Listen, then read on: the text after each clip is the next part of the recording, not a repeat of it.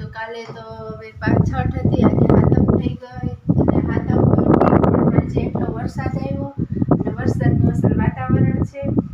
અને જો અમે હવે શીતળામાની બધી વિધિ કરીએ, કુલર બનાવું, પછી આવી રીતના ચૂલા ઠાર્યા રીતિ રિવાજ પ્રમાણે. આજે સાતમ થઈ ગઈ, તમે બધા ખુશીમાં જઈશું સાતમના મેળામાં જાહે મેળે આજ તો મોજ જ રહેશે બધાને, પણ જો વરસાદ મોજ કરવા દે તો.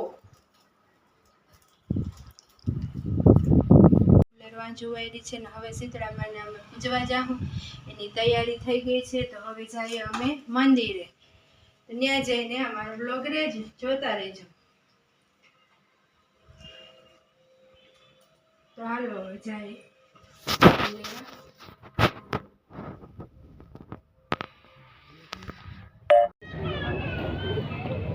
મેં એવા શીતળામાના મંદિરે અને કુલર જુવાડીને એનો વાહો થાય પરંપરા મુજબ રીતિ રિવાજ મુજબ જે વિધિ થતી હતી કરી.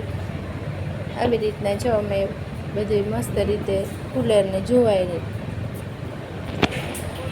તો તમે લોકોએ સાતમ પર તો આમ જ કરતા હશો, એટલે બધાને અલગ અલગ રીત હોય.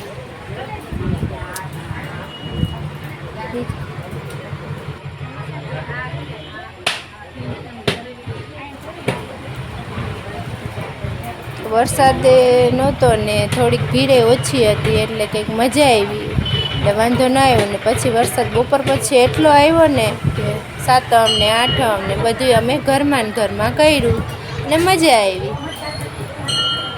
જેમ કૃષ્ણનો વર્ષો પહેલાં જન્મ થયો હતો ને એવી રીતના જ અસલ મસ્ત હતું. બધાએ એને ઘરે બેઠા ઉજવણી કરી.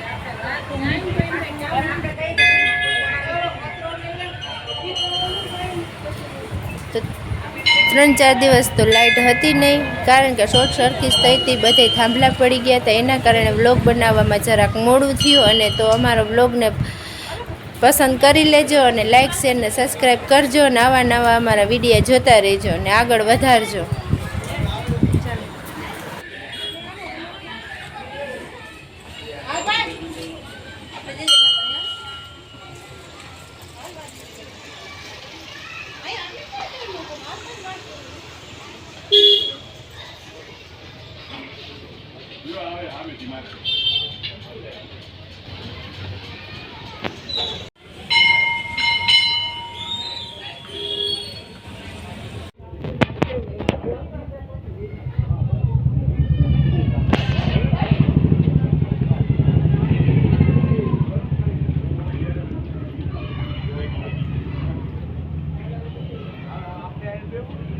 મમ્મા જરાક દીધું.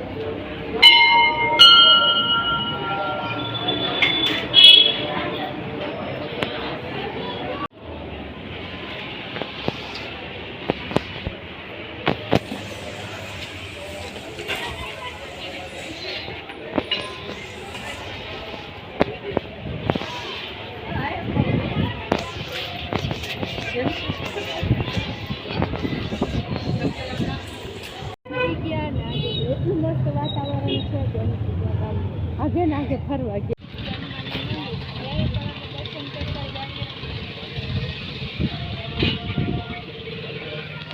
હનુમાન બાપા બધા કષ્ટ દૂર કરે.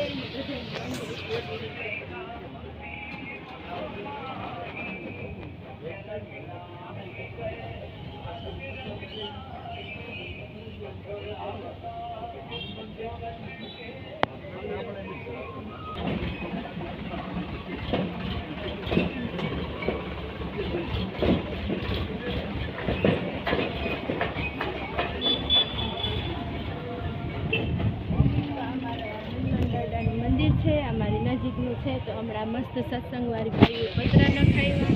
ઊભી રહે તો મસ્ત સત્સંગવાળી બાઈઓ પતરા નખાવ્યા તો એ બધા બે ઘડી શાંતિથી બેસી શકે અને હનુમાન દાદાના ગુણ ગાઈ શકે. વિડીયો ગમ્યો હોય તો લાઈક શેર ને સબસ્ક્રાઈબ કરી દેજો ને અમારા વિડીયો જોતા રહેજો.